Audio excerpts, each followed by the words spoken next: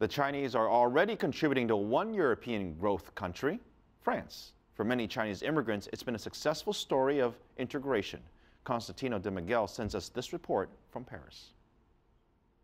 Most Chinese arrived in France from the Zhejiang province back in the 80s, poor but entrepreneurial. Today, there are 35,000 small companies run by people of Chinese origin. Many of the owners have made it, allowing a second generation to reach a good social position, as the author of China in Paris explains.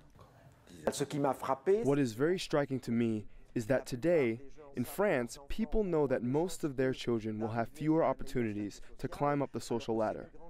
Whereas the Chinese immigrants, who were mostly poor and illiterate peasants and workers, are able to break out of their social classes and conquer a higher social position. That's the case of Laurent Chen, proud of being both French and Chinese. He just set up his own optical shop after he finished his studies. The Chinese mindset is that you work more to earn more, whereas for many French people, it's work less to earn more, and I think that's just not possible. For us, families come first, whereas here, and I'm sorry to say this, there's a tendency to put oneself first.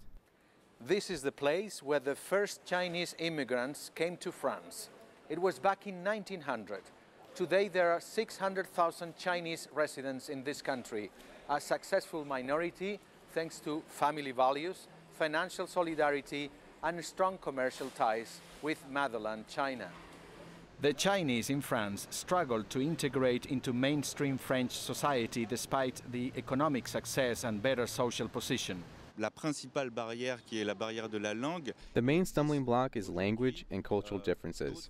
Immigrants often have no links to the host society, and that creates some kind of bond, solidarity between them. But that's not well received here. Constantino De Miguel reporting for CCTV from Paris.